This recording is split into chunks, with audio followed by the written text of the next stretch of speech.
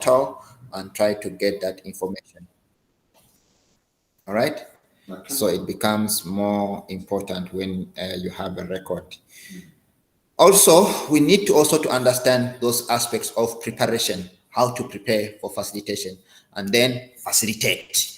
Facilitate is communicating and giving out what you know and engaging it to the students or to the learners or to the audience or to the delegates. Remember, our facilitation is not only limited to learning in class. It could be a meeting, it could be, so facilitation is broad. Yeah. You get what I'm saying? Facilitation is broad.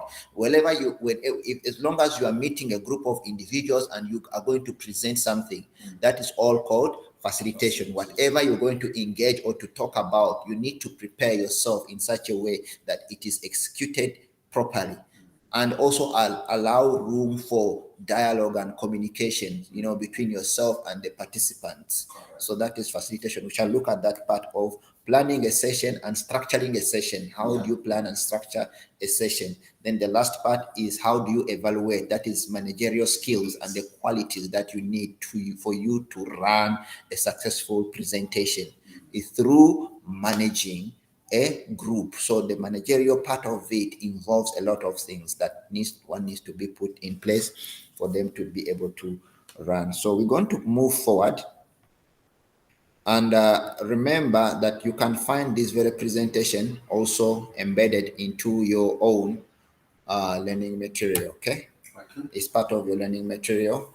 We went ahead to demonstrate yesterday those issues of SAQA. I'm not going to repeat this part because we know for sure one must have already known the information regarding SAQA. Remember, why we involve SAQA in facilitation? Because we know any person who is going to facilitate learning. Because remember, the unit standard is called facilitate learning using a variety of given methodologies. So if there is facilitation of learning, it means we are learning or we are facilitating a program. If we're facilitating a program is either linked to a qualification or a unit standard. You get what I'm saying? Yeah. And then you need to have a background knowledge on qualifications, how a qualification is structured. What is a qualification? If it's a skills program, what is a skills program? How is it structured, right? And how is it delivered? Every program has got its own outcomes, and one needs to know what are those outcomes. In qualification, we call them exit level outcomes, right? Yeah. Whereas if it's a unit standard, it will be the specific outcomes. You remember that part. So we need to make that information available for you guys. And also, please, we encourage you to go ahead and read more about the SAQA and what are the functions of SAQA. Those questions, one of the first questions in our facilitation activity 1 is just to give us an understanding of SAQA and what are the functions of SAQA, right? So we know that you need to know about SAQA. And remember, within SAQA, you can be able to understand all the aspects of what SAQA does as an overseer of standards and also generating of qualifications or curriculum documents, and also ensuring that all qualifications are aligned onto the NQF. So it means also you need to underline that part of NQF. What is NQF, the National Qualification Framework? What is it? So as a facilitator, you need to know, because the NQF gives you an understanding of the target group, of the individuals that you're going to be presenting to. You need to know the target group. Who are these people and what are their background in terms of knowledge? That you need to link whatever you're going to give based onto their understanding. Haven't you seen when people are facilitating a program supposed to be at a lower level, but the language used in that qualification is of a higher level? So the participants are unable to understand. You understand what is being spoken about or what is being discussed. They are unable to put two together. So it becomes very difficult for them now when they go into the assessment part to answer questions or to have better feedback onto the assessment. Remember, reasons why you facilitate, there must be reasons, right? There is a reason why you conduct a facilitation. A facilitation is not just to teach people, but they must be taught to meet a specific outcome. And for them to meet the outcome, they must be competent in that outcome. Not just a meeting, but also competency is tested. So it means you are preparing them for the outcome to be met. And you are also paving a better way for assessment to be implemented successfully. Because if they are prepared properly, the assessment will be reached very well. And if they are not prepared properly, it means they can never be able to answer questions in the assessment instruments that have been designed. You get what I'm saying? So facilitation is working hand in hand with the assessment processes. Without proper assessment processes, you get what I'm saying? It means nothing can be done. Any achievement that you've spoken about as a facilitator can never be reached. So it means you need to inform learners or delegates what is the importance. When you go to a meeting, I don't think that there's any meeting that has been designed without knowing the outcome of the meeting or what are the agendas, the objectives of the meeting. Every meeting has got an objective. When you meet, there's reasons why you meet. If you find people just meeting for the sake of just having, and then let us have fun and we meet in the morning and we talk about each other, there's no objective, there's no reasons why they should meet. Right? So it is a fruitful exercise, fruitless exercise. There's nothing that they are benefiting from, anything. So in facilitation, there is an objective. That's why we develop learners during facilitation process.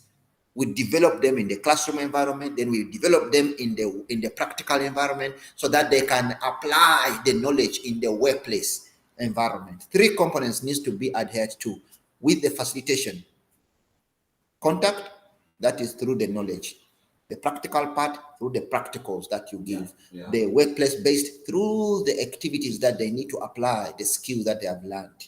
So all those things need to work hand in hand. Without facilitation, those other ones cannot be applicable, cannot be successful at the end of the day. So the reason why we study about SAQA, or you need to impart knowledge about SAQA and the NQF, is because anything that we do, we learn and is linked to SAQA. At the end of the day, the South African Qualification Authority is mandated to manage all qualifications within the country.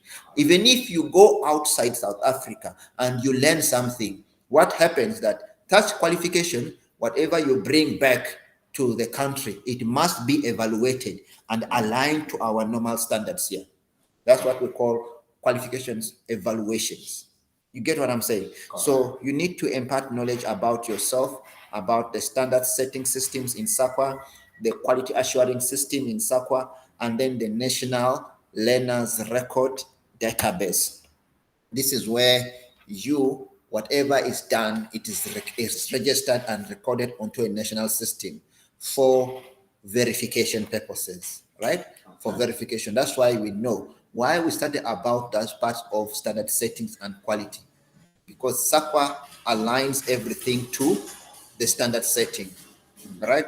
So when there is standard settings, we know the training provider is aligning him or herself, or the company is aligned to the quality settings of SAQA. It means the company is accredited, or whatever training that you're going to give, the training is a recognized training program that is registered onto SAQA. It means whatever is being learned, it is going to add value. Correct. All right. It means it means everything is going to add value.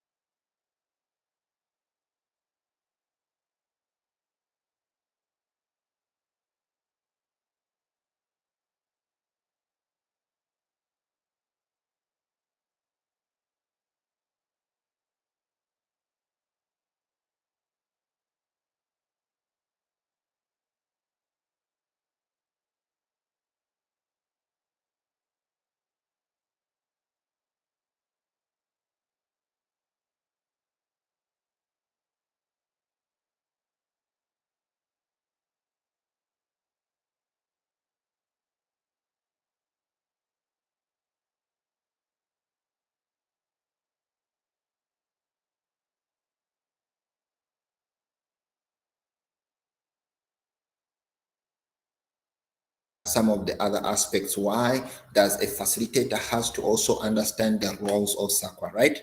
It is your role now. Let it be part of your assignment. Make sure that you do understand this part.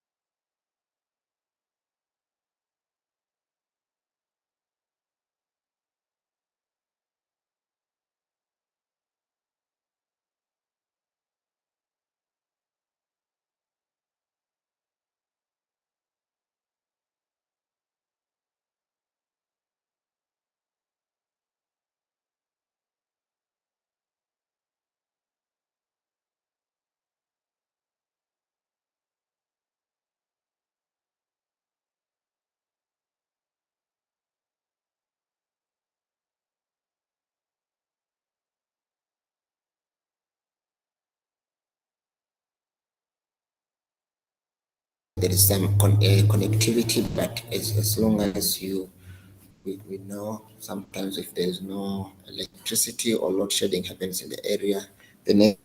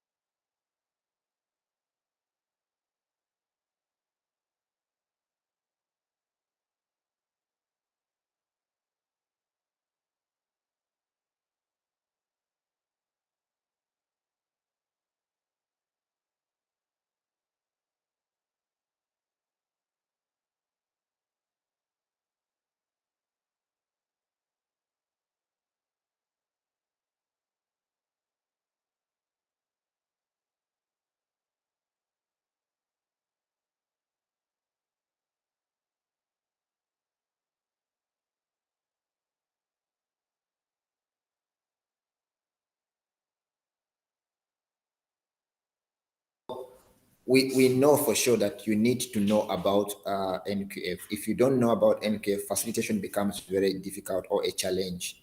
So impart yourself with the knowledge of NQF. As a facilitator, you need to know. You need to know about the NQF system. Every program that you're going to facilitate, it is aligned to the NQF system. So we always encourage you to make sure that the embedment of knowledge, you have prior knowledge onto the systems. Because any program that you're going to choose, it is linked to the NQF.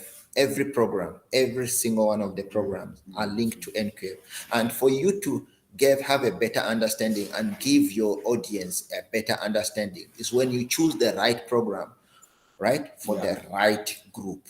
That is always very much key. The target group, you must have a target group. So how will you know a target group if you have not gone through an understanding of programs and how a program is developed and allocated? It's only done with the NQF. So it means if you have the NQF as your knowledge,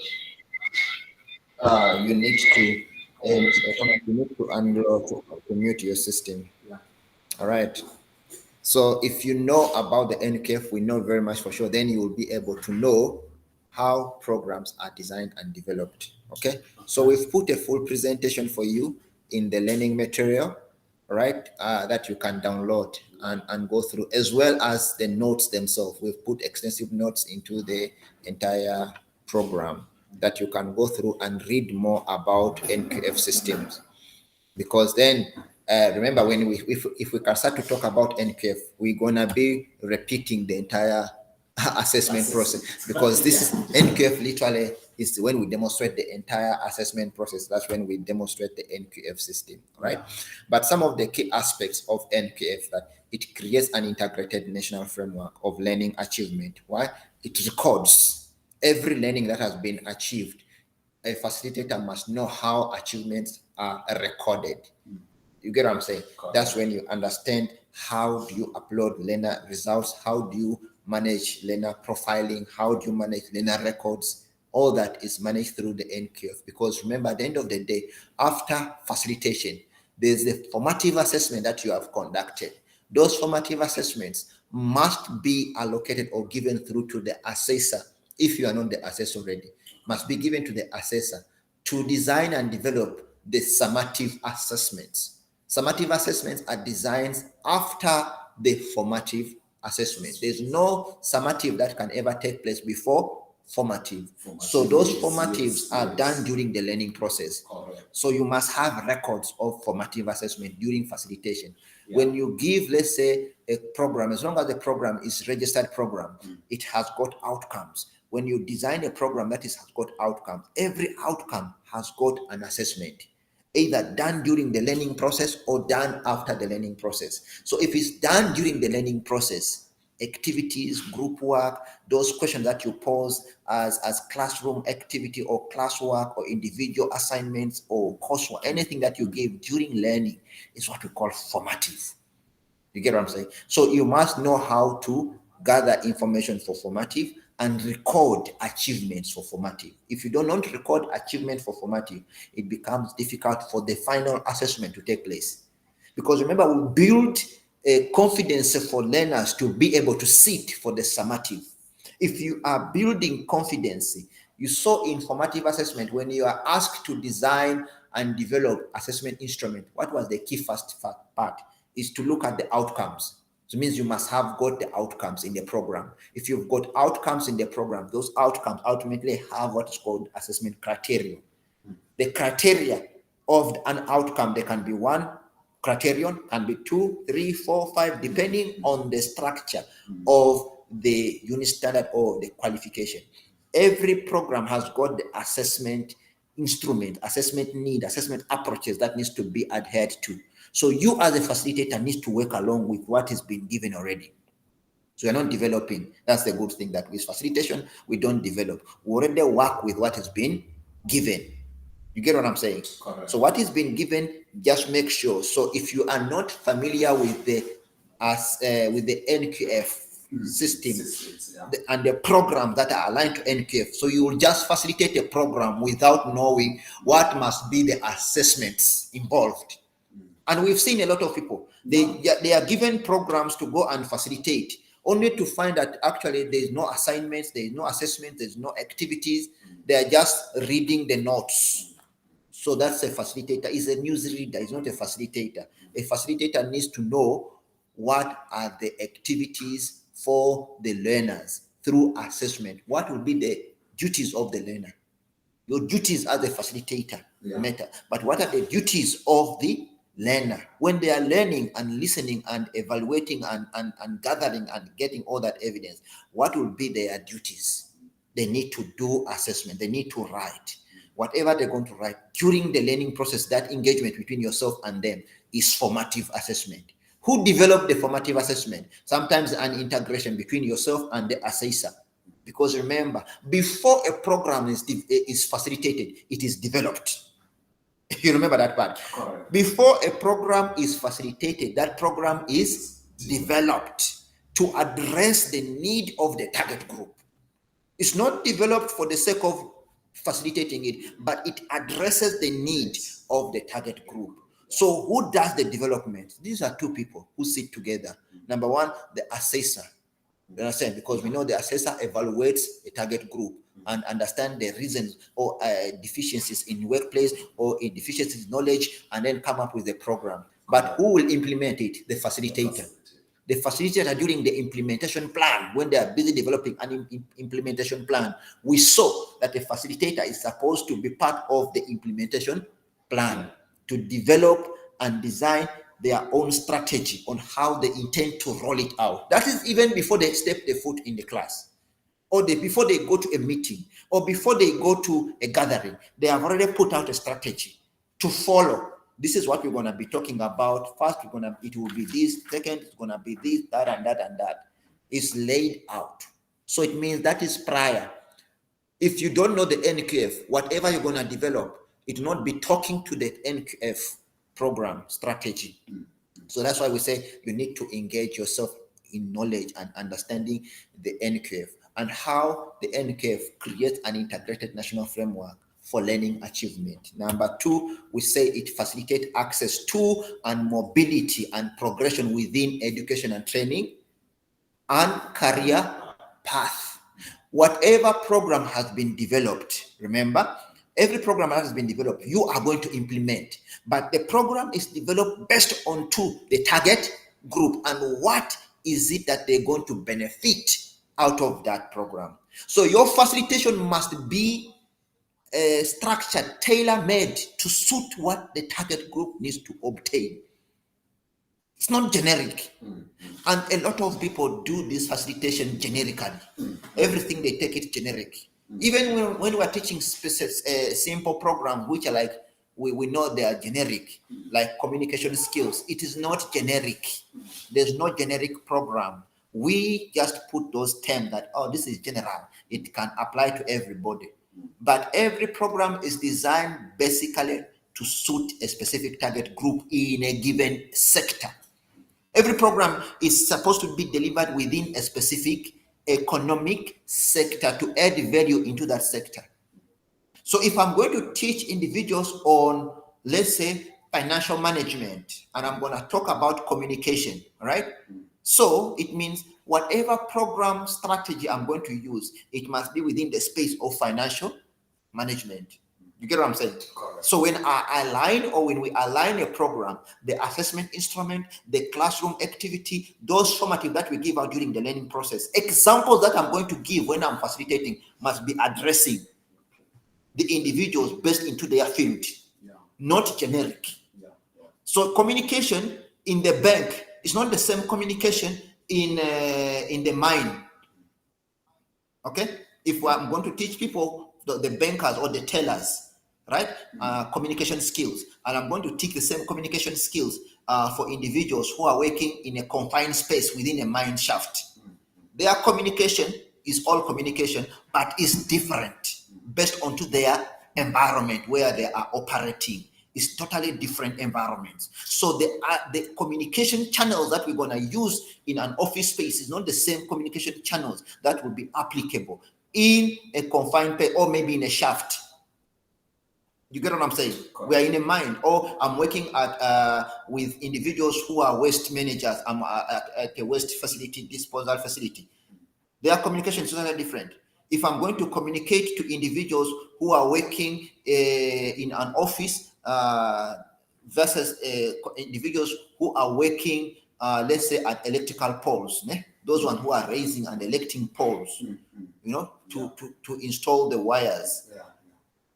Their communication is different. Correct. There we shall be using of the sign communications, and then the flags and all that. Here, communication is going to be verbal or communicatively, using demonstration and body language and all that. Correct. All right. So the approaches are totally different. Could be one theme, but the approach towards those programs is totally different. So that's why we need to know the NQF, because it will guide us on how to address, right? How individuals can access a program. Number two, how they can progress within the education and training development. In progression involves adding on, right? I am a banker. I've been working as a banker for let's say 5-10 years. I need to move maybe to progress vertically. We call it articulation in the SAPA program design. It's called articulation. There's two types of articulation: the horizontal and vertical articulation. Okay. Yes. Right? Yes. Yeah. There is two. Vertical is when someone is going up the hierarchy, the ranks is going up the levels. In other words, one is going up the levels, whereas horizontal, one is progressing. You get what I'm saying? One is moving from one position to another. You get what I'm saying? Yeah. So there are totally two distinct, different articulation ways, and that can only be addressed if you understand the NQF. Because with the NQF, we know for sure you will be able to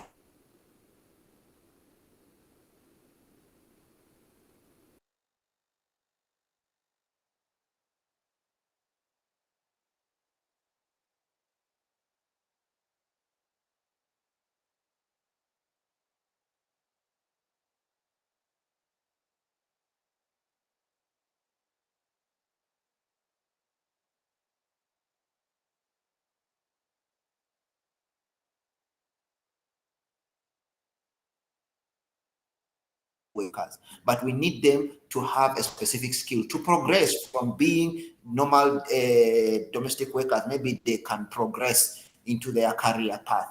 So for you to facilitate to those people, you need to understand their background. You get what I'm saying? Then you can be able to design a program that best suits their environment. And then how they're going to progress from where they are to some, what is going to be the value of this qualification. So the value is all going to determine how you are going to use your strategy and approaches towards successive learning. So successful learning, of course, leads to lifelong learning, which gives a career path to someone. Correct. Right? Learning doesn't stop. We keep on learning, but whatever path that you take into learning, it gives you a specific benefit. Either if I was working as a normal receptionist, after adding on a specific skill, then I can become an administrator, right? Or an admin clerk. From being a receptionist to an admin clerk, then I can progress. Maybe if I take up another program that's going to advance me into human resource, now I become a manager. From you are growing.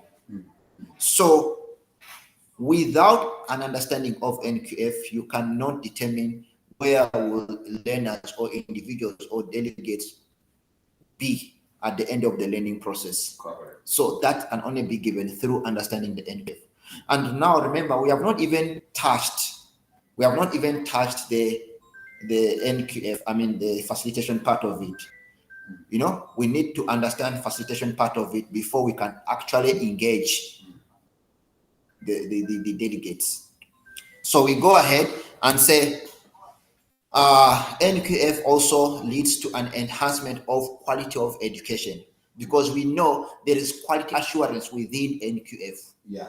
You get what I'm saying? Yeah. That's one part we need to understand. There is quality assurance. If there is quality assurance within NQF, so it means whatever we are doing, it has gone through the process of being checked for compliance. You're not going to teach people if the program is not registered and approved. You are not going to give out any information if the assessments are not managed by a registered assessor. There will be no certification if no moderation has taken place. There will be no registration onto the learner's record database if there is no verification from the external body. That could be the quality assuring body. You see, all that is being done. So through the NQF, it happens. So you need to know when you start or you are given a program to develop, before you even start to work onto the program, you ask, what are the benefits of this program to these people? is the provider registered or accredited? We have got a lot of fly-by-nights, you know that, ne? Yeah. Institutions have been taken into considerations that private companies, most of them are not registered, and they offer training to workers, they offer training to individuals across the board. So much in corporate training is happening. We have individuals that are taking up corporate trainings, now and then, small workshop, 10 days, 2 days, 3 days, they fly into Cape Town, they go to Durban, they do a short course, and you find that it's a career development course and is not aligned to any registrations or any competency at the end of the day. Those are there, of course. But if those programs are also linked to the NQF, right, it means they will propel the person who has learned anything from those programs. So we, as facilitators, we need to make sure that the program that we are giving out is recognized and is adding value. If it is a provider program, then we need to work with the provider to understand their motives and their target group. Why is this program and what benefit? Because some of them just offer. Like an example, if we do under skills gap analysis, in facilitation, we have got what we call a skills gap analysis, where you have to identify before you train, identify what deficiency in terms of skills that people have before you engage them, because you can add value in their training, right? If you do training or corporate training, you need to understand who are the target groups so that you can understand what level am I going to pitch my program. If you are busy strategizing, what level is it going to be that I'm going to raise to these individuals? And when they finish, what can they benefit from this program? Through the NQF, that can only be done. Without the NQF, we cannot do that. We just randomly give programs. I think you've seen a lot of online programs that are running up and down, individuals that are moving from one country to another, taking up international courses, international workshops or seminars, those ones, and they add no value at the end of the day. If it's a program that is published by a university and the uni is publishing such a program, we know at least it's going to be under recognized institutions. But individuals, companies that set up a company and say we're going to do corporate training, and they launch a program, and then the program is running across the world. You find it, we're going to run it in Vancouver, we're going to run it in London, we're going to run it in Paris, we're going to Dubai, and people fly, to go to attend those programs. But there must be a value on that program. Sometimes it leads to specific registrations or licenses that are internationally recognized, or there's some international certification, some sort of like that. So that's why some people engage and pay lots of money to fulfill that part, and they receive those. Some are academic papers that when you go and attend and be part of a presentation and also present, that paper can be published. Whatever you present can be published. So we understand those parts. But here, every program that we know, it must be aligned to our NQF system, unless it's a provider program. There are specific provider programs, like insurance companies have got their own specific programs for pushing out their specific agendas to market their specific products or policies that they want to sell to individuals. Banks have similar ways. If they want to promote a new product, they will design a program that they can teach out to their own individuals in that specific bank space, and then they can be able to run it through. But it's only adding value to the bank, that specific one single bank, or to one sector. So it cannot be advanced to other sector as a career path to such individuals. I think you have seen that some people, like in the nursing environment, you can have so many certificates, right? As a nurse, you can go on increasing your number of skills by learning, adding more. Besides your normal degree or diploma in nursing, you need to have more, right? If you are into construction, you need to have more of those skills-based certificates that you can keep on accumulating, right? To add more skills to your own knowledge that you already got. But whatever skill that you add, maybe it carries weight that if you don't have it, you cannot do a particular task or a particular duty in a given economic sector. Those are understandable, but there are those that are just generic, that they add value, they add no value at all to one's career path. Those ones are not always recommended. So as facilitators, we need also to evaluate what type of training is going to be given out.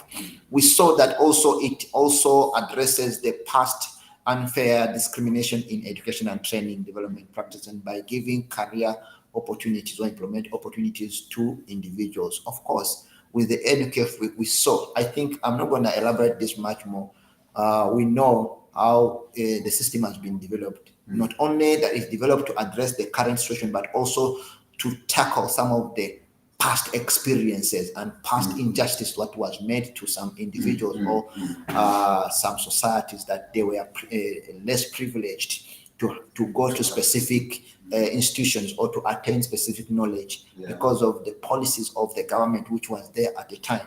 So we understand that because of that, there are some people that were left out, not actually achieving the required standards that they needed to achieve or to obtain the right qualifications or information in education that was needed for them. So we have to go back. That's why it accelerates the red list of past unfair discrimination in education. Why? How does it do that? Through the introduction of RPL process. Okay, that's where the RPL process comes in. RPL stands for recognition of prior learning. Why do you have to know as a facilitator that you need to understand RPL? It is simple, because you might be given a group to facilitate, and that very group that you are facilitating indeed has got individuals that are through the RPL process. So not everybody is coming from the mainstream education. Some people are coming from the RPL system, or some do not have any qualification whatsoever, but they've been placed onto a training. As a facilitator, they can give you a group of ward counselors, for example, or community local leaderships, okay, to train. You've got a project, an employer or yourself, you've got a tender to train, let's say 100 ward counselors. Some of those ward counselors have been appointed not because of their qualification, but because of their commitment in the community and people, and they need to serve the people. But we found that the program that has been given to them is above their level of education. What do you do as a facilitator? Are you going to take for granted that they are all at the same level, or you're going to specifically address individuals based on their abilities to understand? That is something that we need to look into. Without knowing having the knowledge of NQF assessment, you won't be able to facilitate to those people. In other words, you just pass them for the sake of maybe exiting. We've seen that a lot of malpractices happening in facilitation. When practitioner facilitators, they just don't actually engage individuals to make them understand the concept behind the program, simply because they were given a wrong target group. Sometimes when you are not part of the selection of the candidates or the admission of learners into a program, you are given the wrong target group. So if you are given the wrong target group, your only chance to engage is when you are given the platform to stand and facilitate. That's only your only chance. And that's where the planning comes into place, because you need to plan based onto your class, not based onto what has been given to you. When whatever has been given to you is recorded, is written, yes, but when you come to class, environments might change, because you need to be dynamic as a facilitator. We shall see one of the principles of a facilitator. There is what we call being dynamic. You must be able to be flexible, moving here and there. Must be flexible in such a way, not only for your own benefit, but for the benefit of the participants. Those delegates that you are going to present, that you're going to facilitate to, you need to be dynamic and flexible and engage with them. Some might be put onto special programs or special support program, just individually, right? Like an example, I might have a class here, like I've got one of my students here, Manamela. She might say, okay, I'm missing out 1, 2, 3 things. I don't really understand this part. Then I say, okay, I hear you, but tell me, can we sit down and work out something, right? Then personal engagement adds value than just taking it for granted that they are all understanding. If you didn't catch up, please just watch our video and that's it. Then there won't be any achievement in the program, because at the end of the day, we just don't need papers. We don't need certificates. And we need these people to go and practice. If they are unable to represent what they have known and mastered, then it will be a useless exercise for us to run a program. So the program does not have a purpose. You get what I'm saying? Correct. So whatever we do, remember I say we need to have objectives. Why are we running this program? Yes, it's an objective. So that's how the acceleration of the readily passed act, unfair, injustice, and discrimination also we integrate in the part of RPA, we integrate in learner support, we integrate in learner guidance, all that works in hand in hand. The policy on facilitation, that's where it is happening. The policy on facilitation, how are you going to facilitate and manage a group, is an organizational facilitation policy. They must have it. It goes hand in hand with the organizational learning and development policy.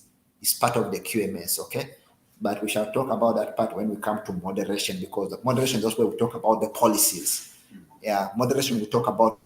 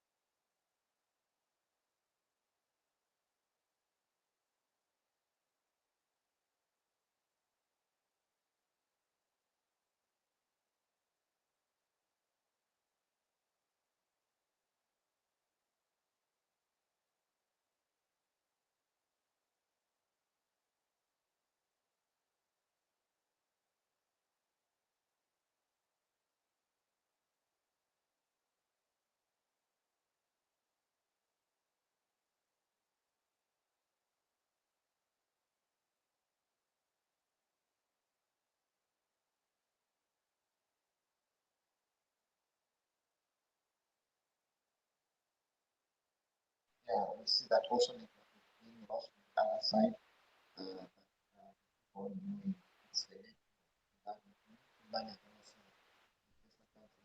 right?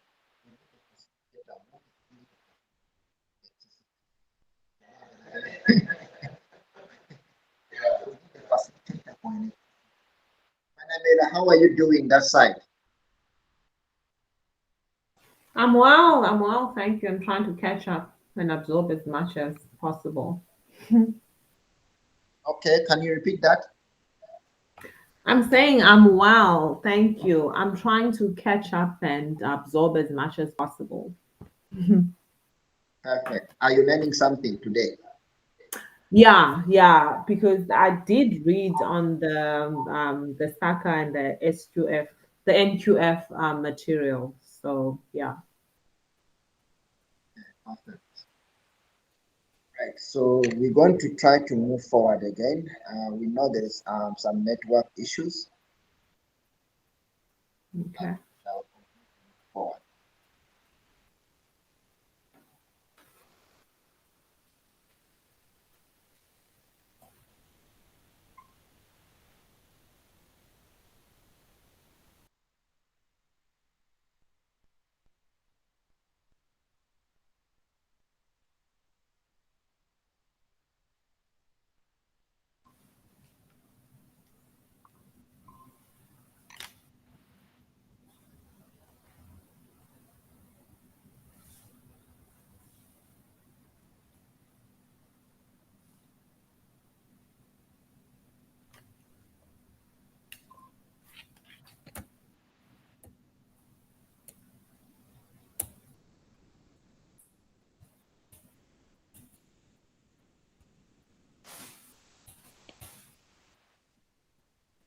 Okay. We're gonna quickly shoot straight. We're gonna quickly shoot straight to our second module. Now, I'm not gonna go deeper into the first module. Like I said, please take time, all right?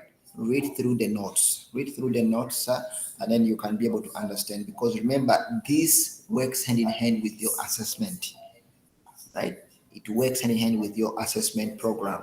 So you've done the assessment program, you've done some stuff, but I think you will see as we move forward.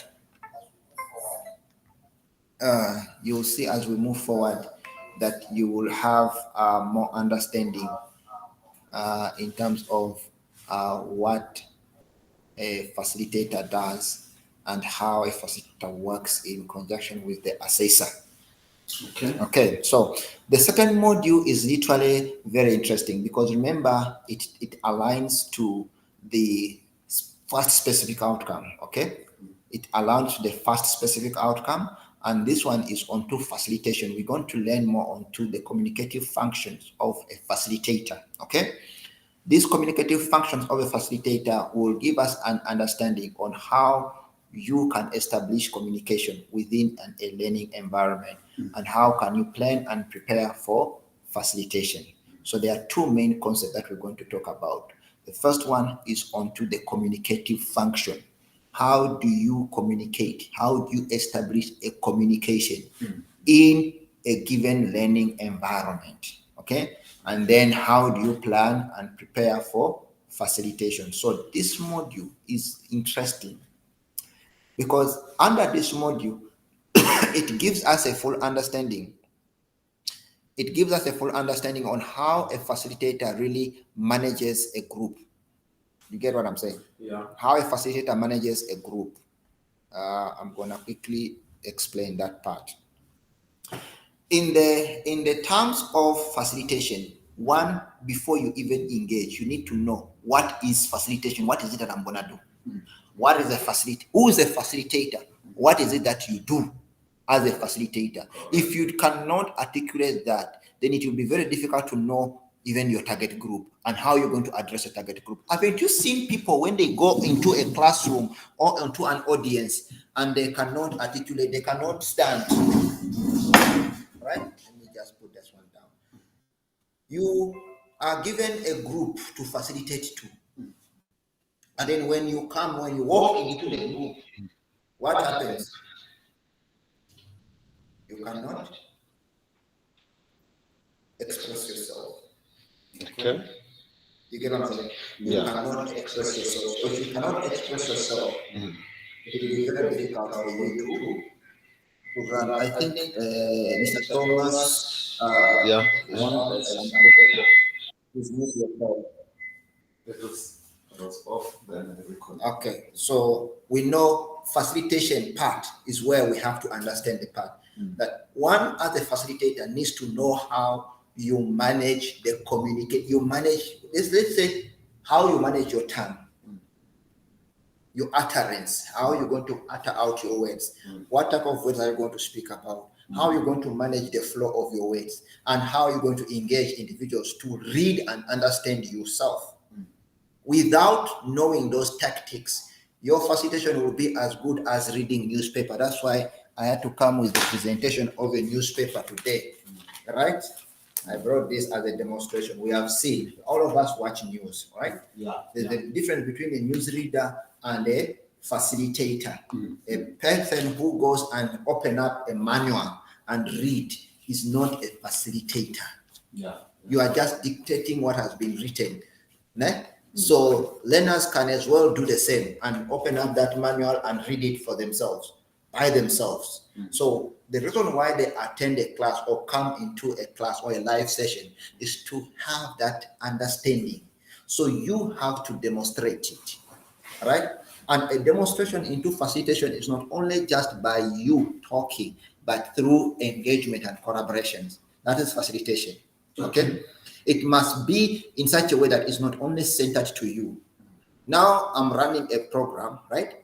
Though it's a program that is done either physical or contact or online, right? But there must be some sort of engagement. There's a session where you have to pause and engage the group.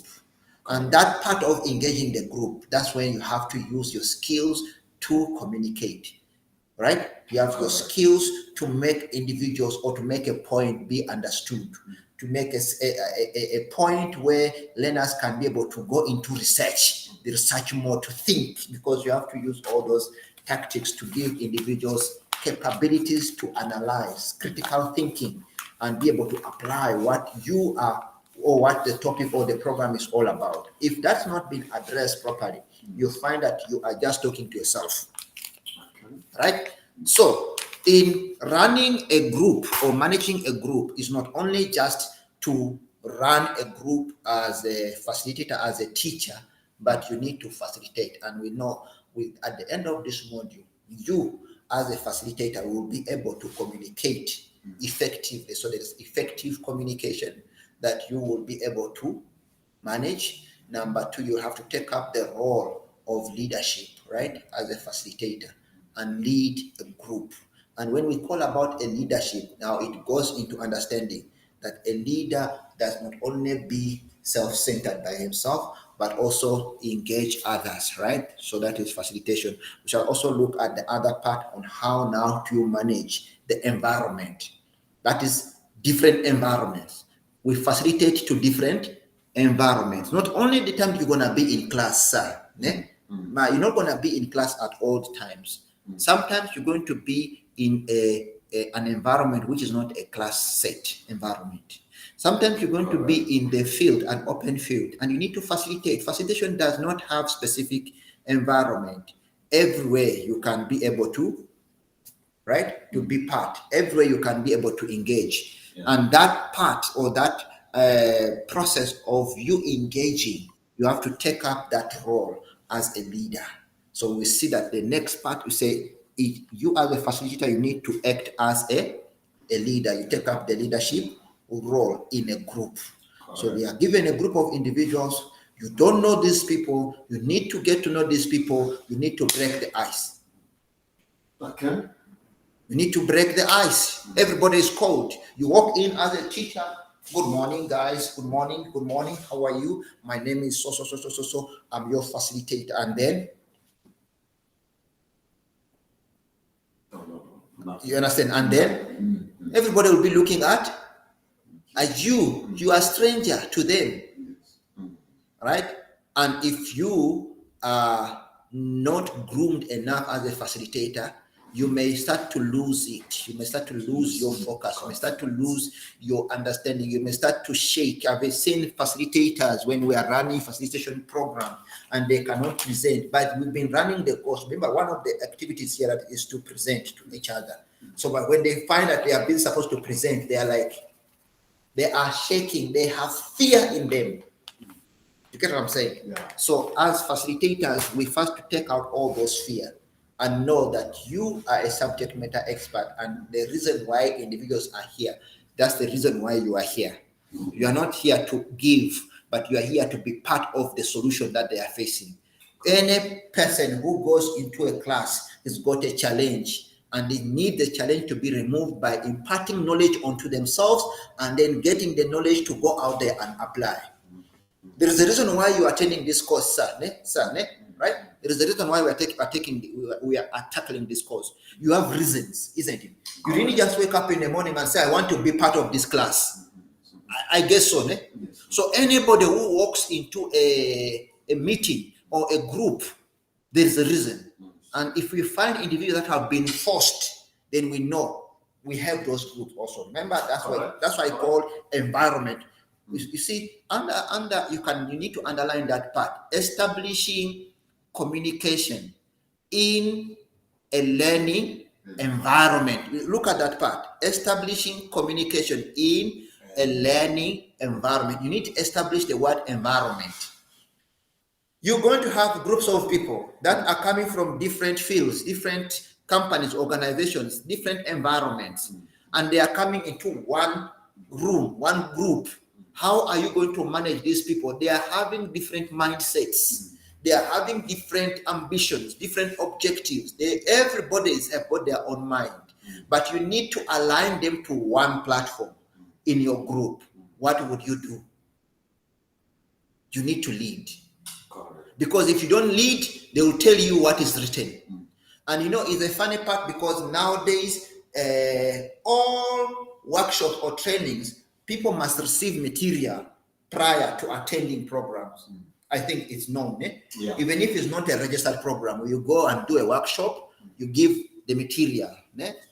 I remember you one day brought in to scan for you a material, isn't it? You were a facilitator, you were busy scanning to send to the audience, even before you attend to them. You get what I'm saying? So it means that they receive the content before you actually engage with them. Correct. They have that part. And they can access the content. And now we have got the content across the internet. So they can actually Google and find out what is it all about the program. But the reason why they engage into the program with you as an institution or as a training provider, they have a lack, they have a need, they are yearning for something that you must give, or they must work together to get it. So when you cannot manage that group, people will be disgusted, they will be feeling so bad, and they will walk out of your class. It happens a lot. So what do we do? What do we do? Facilitation, we say we need to define it. After defining it, we need to understand that facilitation is one acting as a leader, isn't it? Okay. One acting as a leader. If one acts as a leader, definitely we know that facilitation can take place for a group. Because when you act as a leader, you are managing communication. When you're acting as a leader, you are actually leading a group under one setting. You are acting as a leader, you are able to interchange and moderate the group. So you act as a moderator at the end of the day. You see that part? That is facilitation. Now, when we go into definition and defining facilitation, it's just beyond standing. Yeah.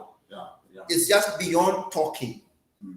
But it goes into the concepts of being, number one, the participant, because you must also be a participant. Number two, you must be an analyzer. You need to analyze. Facilitation is like you analyze situations, you analyze individuals, you read people, you read the emotions, you read the environment. Number three, you need to be a leader. Number four, you need to be a moderator. I'm not talking about the moderation of knowing how to evaluate, but here moderation is to moderate the environment where the setting is going to take place, where the meeting is going to take place, where facilitation is going to take place. You need to evaluate moderations. You need to evaluate the situations. If you cannot evaluate, it's going to be very difficult to manage that group.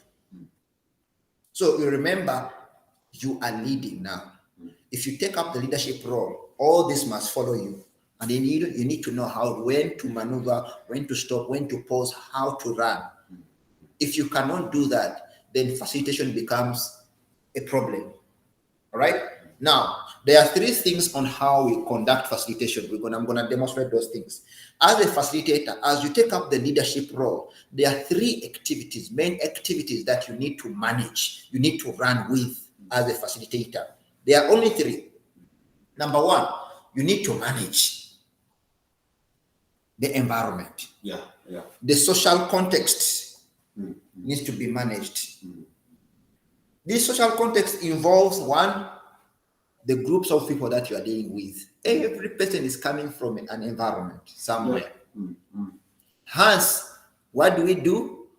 We need to know how are we going to address individuals in a group. You get what I'm saying? Yeah.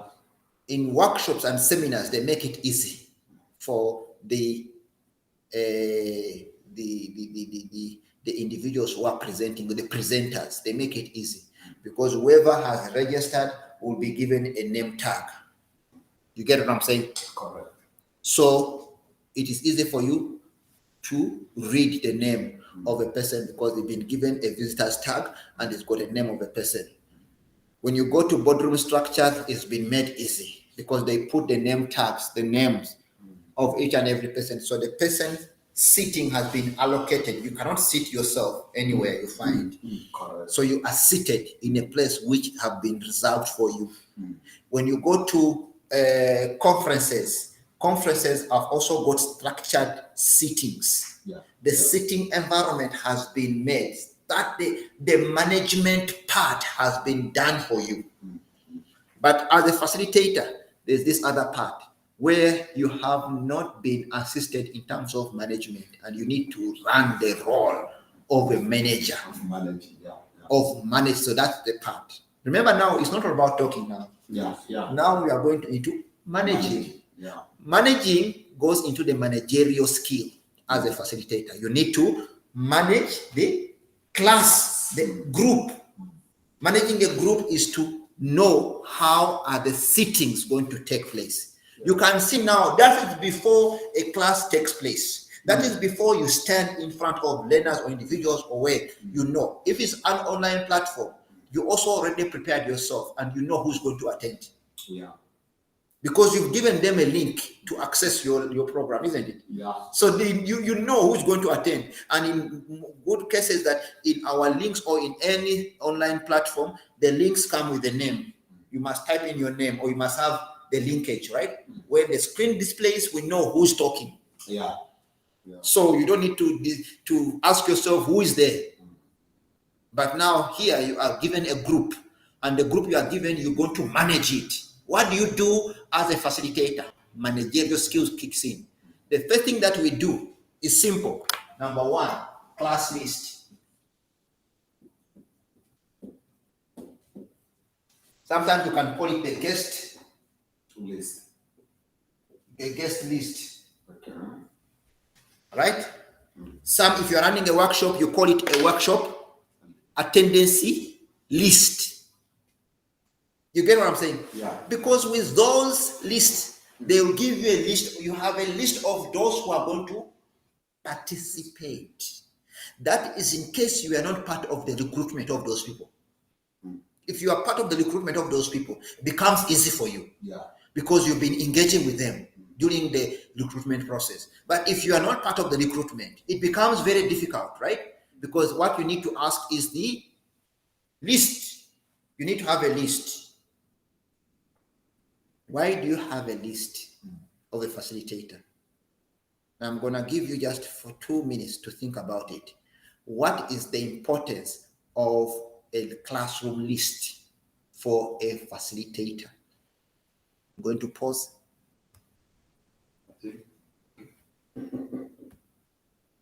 When we come back after 2 minutes, you need to have your answer.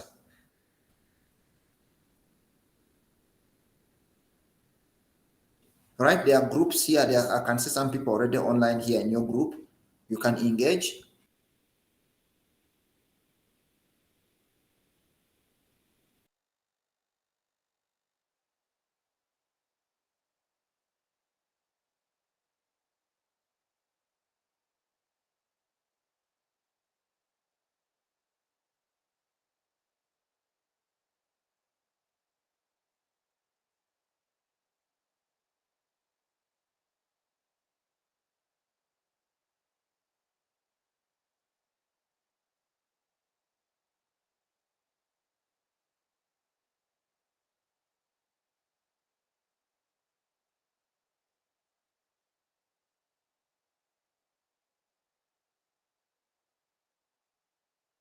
If I switch my microphone.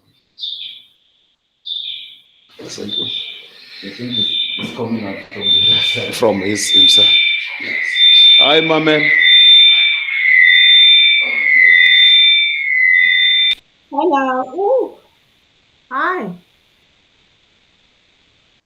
Understand each other. Hey. Oh, Thomas. Yes. Tell me, what do you think? I think it has something to do maybe with you need proof of attendance for the certification. Just give me a second. Just give me a second, please.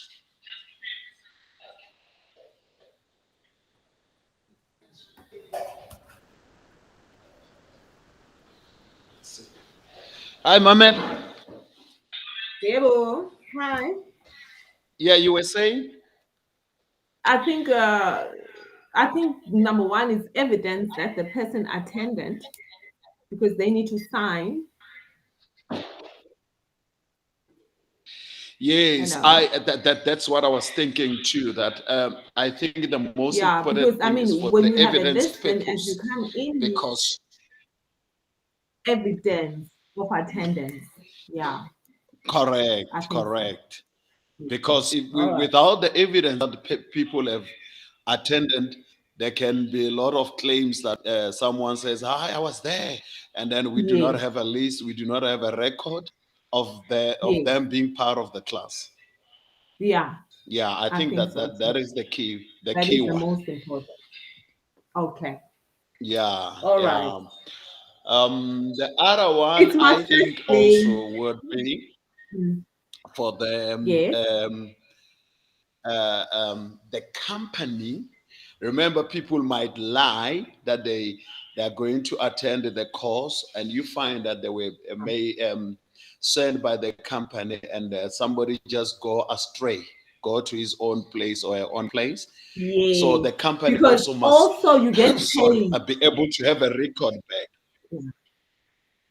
Yeah, because you get paid for that day, I would assume. It's a paid day if you're working for a company. So Definitely they sure, need proof definitely sure. that, so you need proof that you attended, you know. Yeah, definitely Yes. that. So I think Yeah, these I would two think so. one are the most critical points. Mm. Yeah, and I think also when you're doing the final assessment, I think you need I think eventually you would have, if something happens, there needs to be proof that you were there, you were trained Yes, for the final assessment, if you're with me. definitely sure. Let's say, for instance, you 3 days, you attend a course for 3 days. On the third day, on the fourth day, you write an exam. So basically, you attending and signing for the 3 days, it's sort of like proof that you were there, you were trained, therefore you qualified to write the exam. Correct. Yeah. But let's stick to the first two, I think, are quite sufficient. Definitely sure. I think those are the ones that we can give it to. Yeah. All Okay. right. All right. Sure. With the We're just waiting for him to come What was anytime. the first one? You said you need evidence that in case we Evidence papers. Yeah, but what is the evidence for? We said evidence that oh, you sign. So it's evidence for the company, one. And the first one we said it's evidence for Thomas.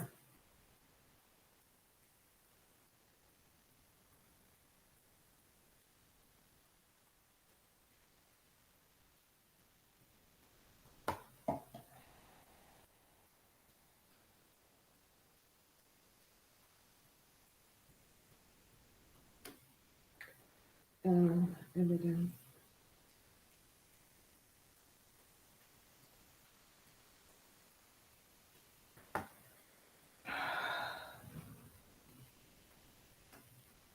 for the company. Okay. Evidence, and then the second.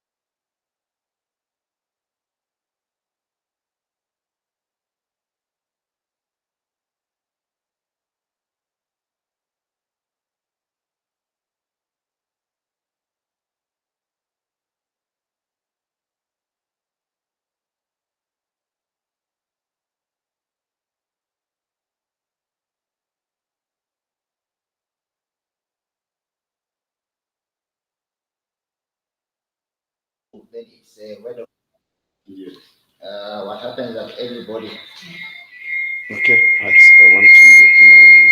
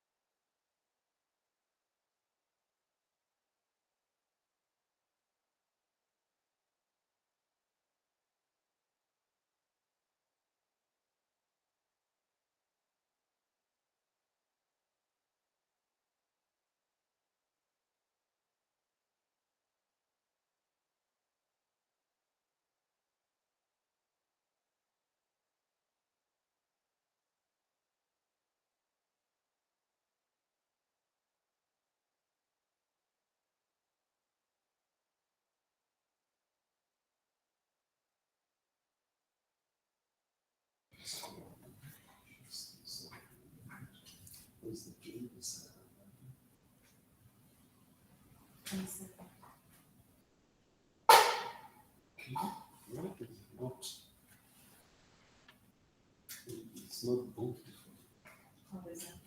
There's nothing. there is what nothing. On the 20th.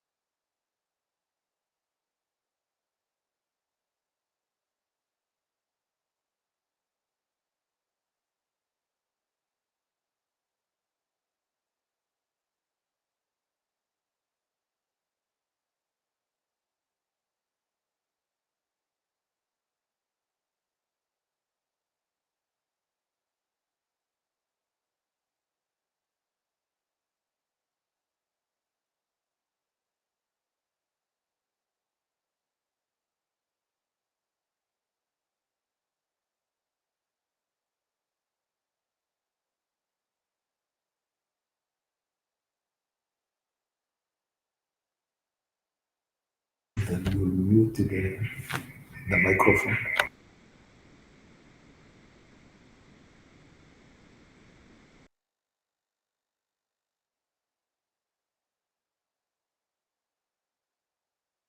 All right, on facilitation. I think this also works. I can feel myself or hear myself speaking. I don't know, there's an echo. So, this program, I believe that we all know that how important it is. Remember, like I said, without the actual understanding of the NKF system, right, assessment practices, you won't be able to run a facilitation learning program. You need to understand this concept. They go hand in hand. As a facilitator, or as, remember, even part that you were doing as an assessor, you were facilitating something. Do you know that? Yeah. Do you remember that Yeah. part? You were facilitating. So that means that whatever you build in assessment, it adds value in facilitation, right? You need to carry yourself as a leader to manage all those concepts that we've spoken about. So, two things that you need to know. One, the social context as a facilitator. You need to manage whoever you're going to hire as a facilitator, a learner that you're going to recruit. They are coming from their own background, right? Everybody's coming from their own background. You need to manage those people. If you cannot manage them, they will manage you.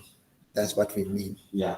Right? They will manage you. If you cannot manage them, they manage you. What are the key components of social context? Is managerial, and then the technical part. Because if you cannot manage the management part, knowing who is this person, where are they coming from, what can they do, all this put together, right? You can be able to control them.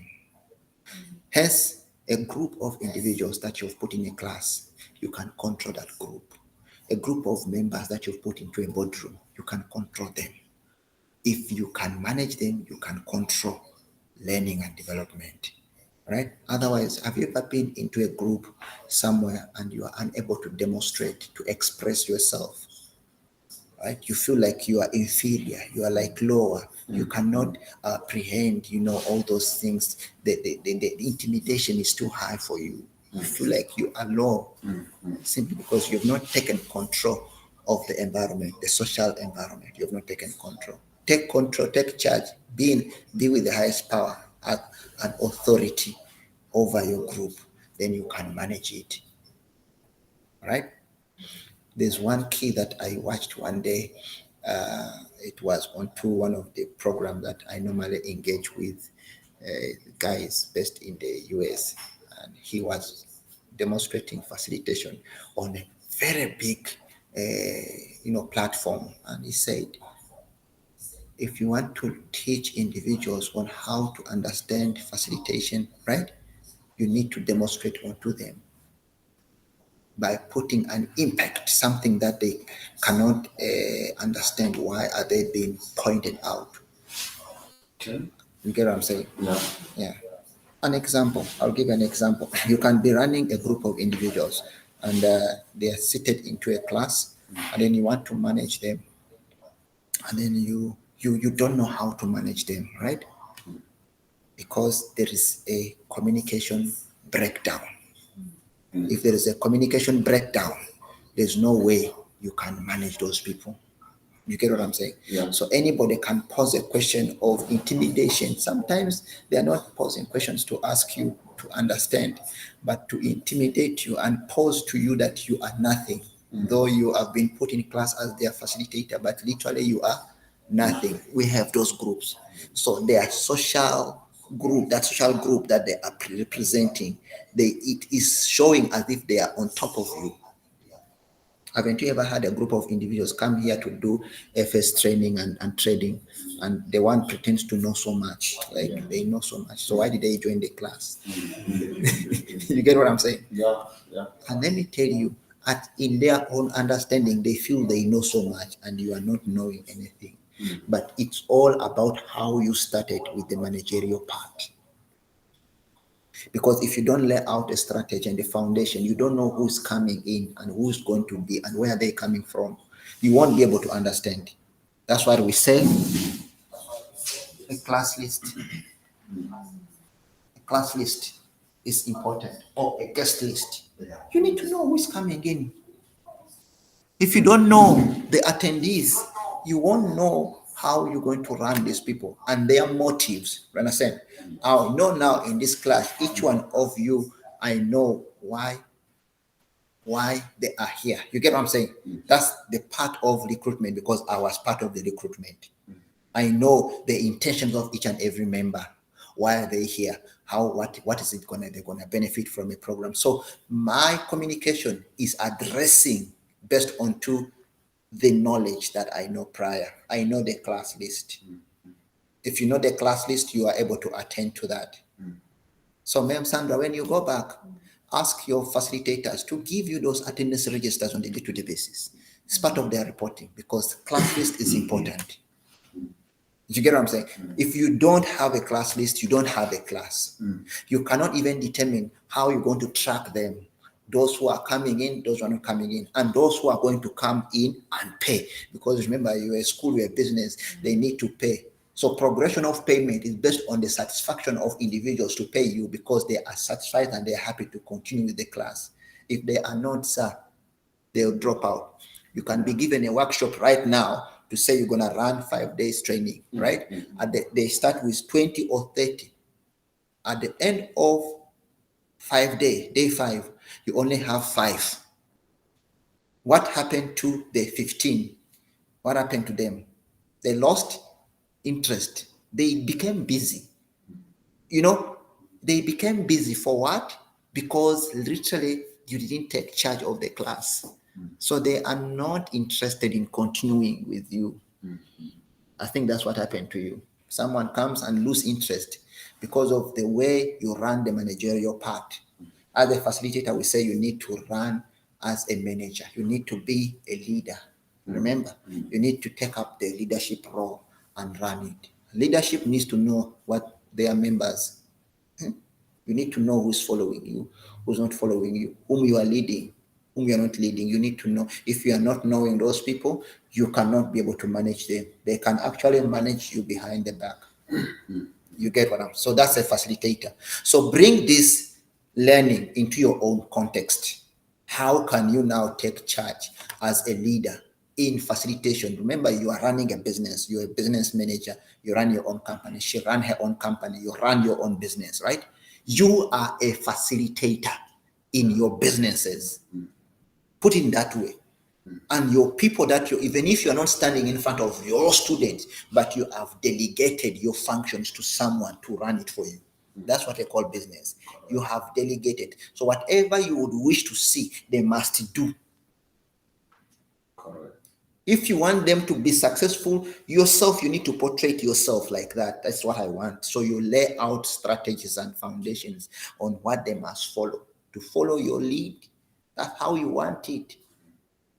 If you recruit, if you go out there and get a tender for training, what happens in your mind? It's not money. Money shouldn't be the part that motivates you into, no. Because if you bring money concept, then you are going to be money driven.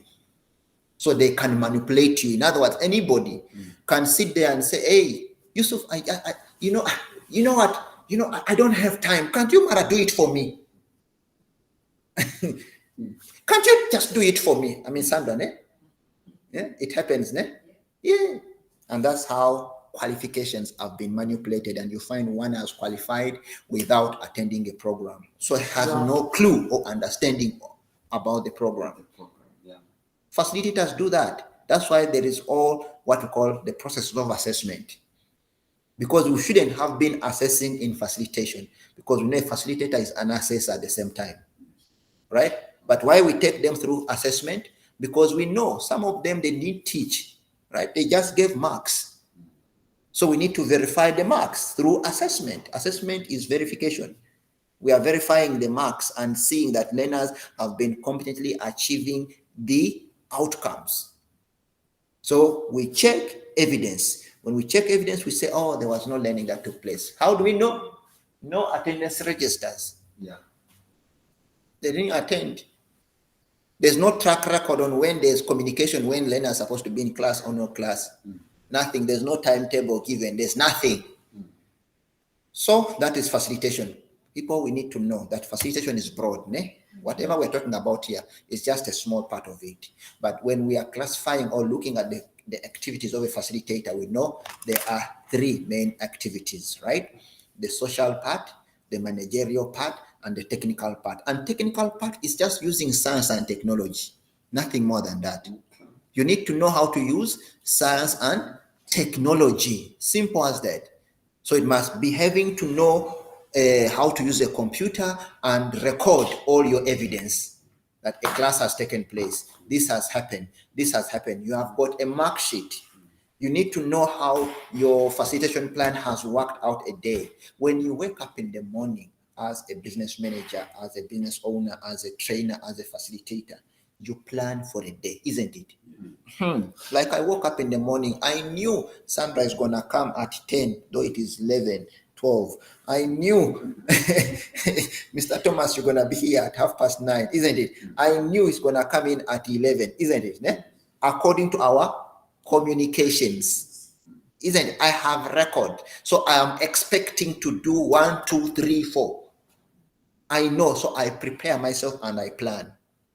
That is good planning. That's how you manage your time. You have only 8 hours in a day as a facilitator. So break it down into 4 quarters, those 8 hours. Break it into 4 quarters. And how many hours per quarter will it be? 2. Thank you. It's just 1 or 2 hours per quarter. So the first 2 hours of your activity or activeness into your business or into your workplace, what is it that you're going to do? The second quarter, what is it that you're going to do? The third quarter, what are you doing? The fourth quarter, when you are concluding, how do you evaluate what has happened? That's when you do either there's production in your day or there's no production. You've lost, you wasted time. That's facilitation, and we learn it through here, not anywhere else. Nobody's going to go to teach you how to manage unless you come and do the facilitation program, because it allows you to manage your own time, because facilitation is managing. You're going to manage not only your time, you're going to manage activities, you're going to manage learning, and you're going to manage learners or delegates or people that you are facilitating to. So your time must be incorporated. 4 quarters. Divide your time into 4 quarters and say, I have 8 hours in a day. These 8 hours, how can I utilize them as a facilitator? Right? Because if you have more than 8 hours, it's overtime for you. You get what I'm saying? Yeah. It's overtime. Even if you're a business owner, I've seen a lot of people who say, me, I'm a business owner. I can run my own business. I can manage my own business. So I don't have time. I can work overtime. They lie.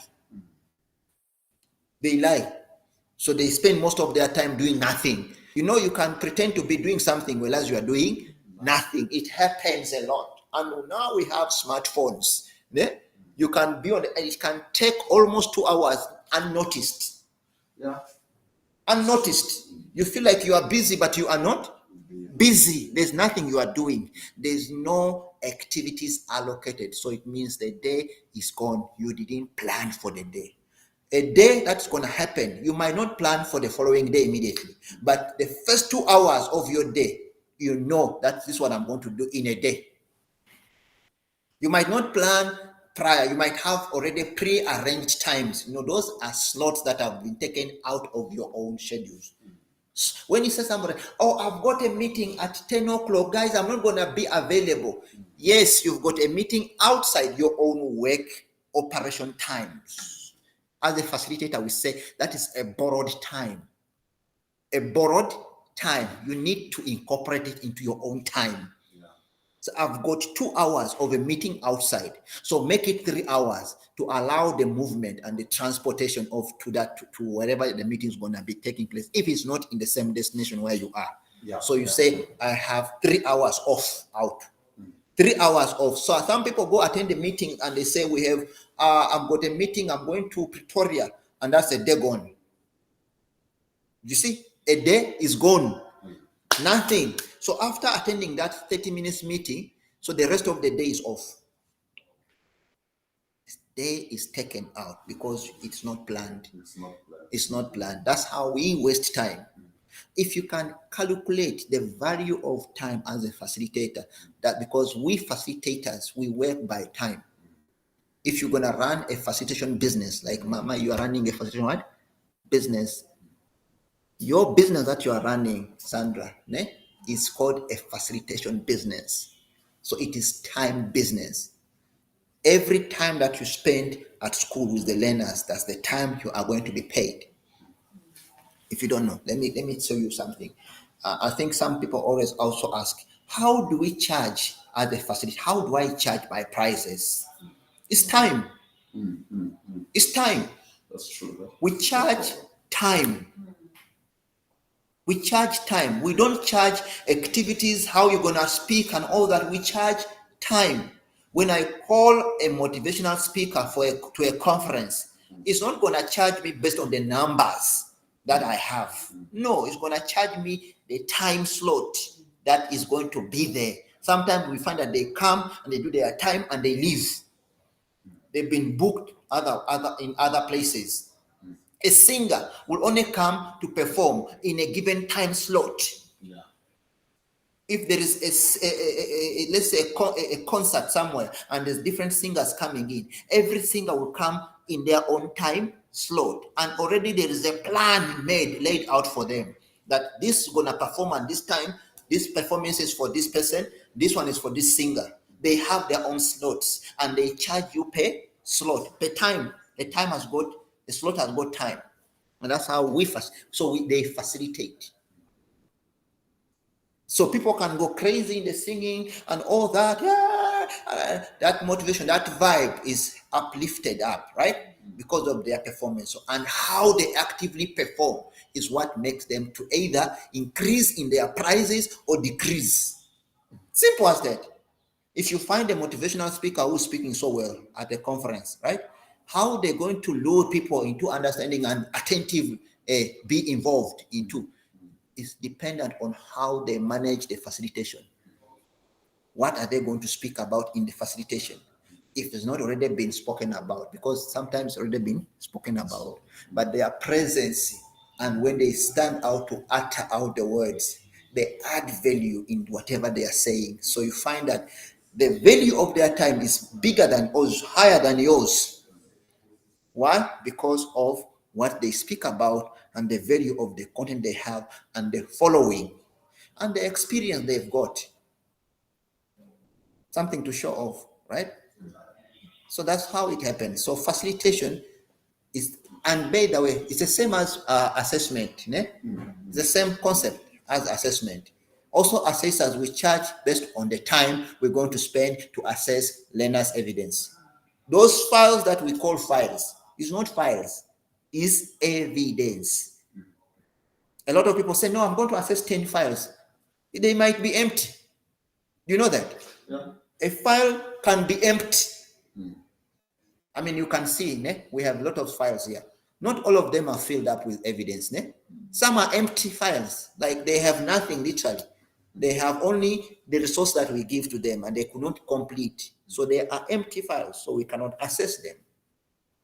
So you cannot tell me that you're going to assess based onto the files, because some files might be bulky and you're going to spend more time to assess a file. So if you say, I'm assessing based, how many learners? Oh, I've got 20 files. Okay, each file is 350 or 1,000 rand, right?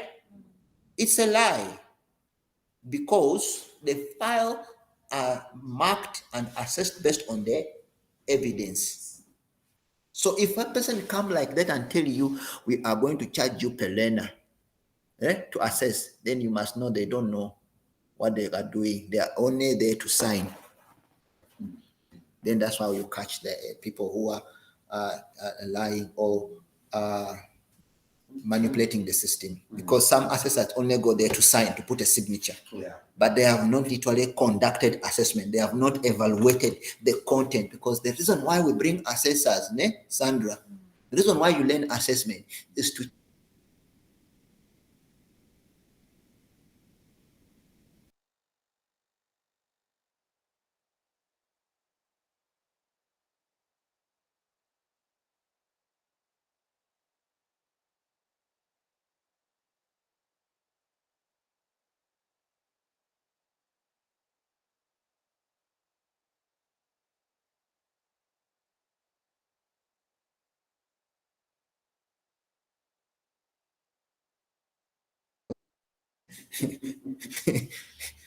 Hey, does it talk sense or it doesn't talk sense or it's just wasting time? That's it, ne?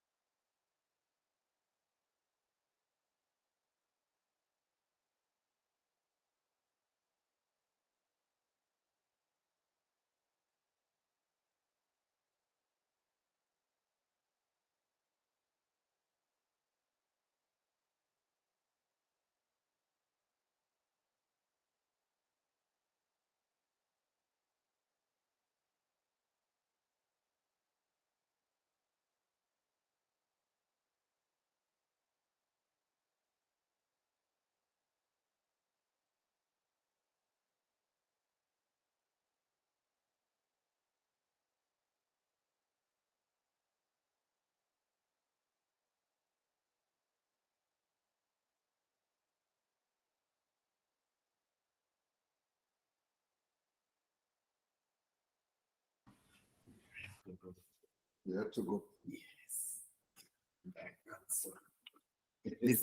Are you having another meeting? Yes. This is impromptu actually. Oh, did you send me? Let me just give you the CV. Yes. I'll give you one. Just a second.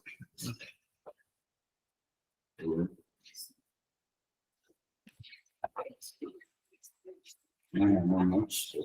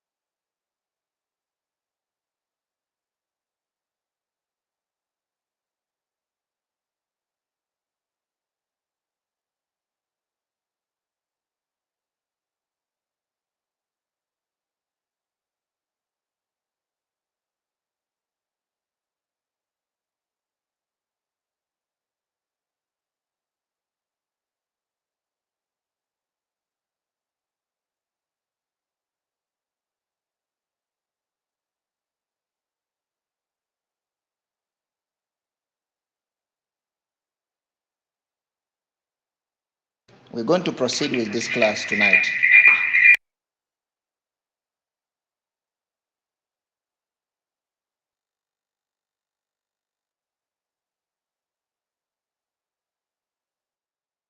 Yeah, it is so interesting. So we have to continue tonight because there's a 7:30 class. Yeah. Yeah, the class has ended. It's still There's 7:30 class. You can enjoy the others. there is a 7:30 class, so Yeah. we shall proceed from there. All right, so we shall proceed from there, from the 7:30 class.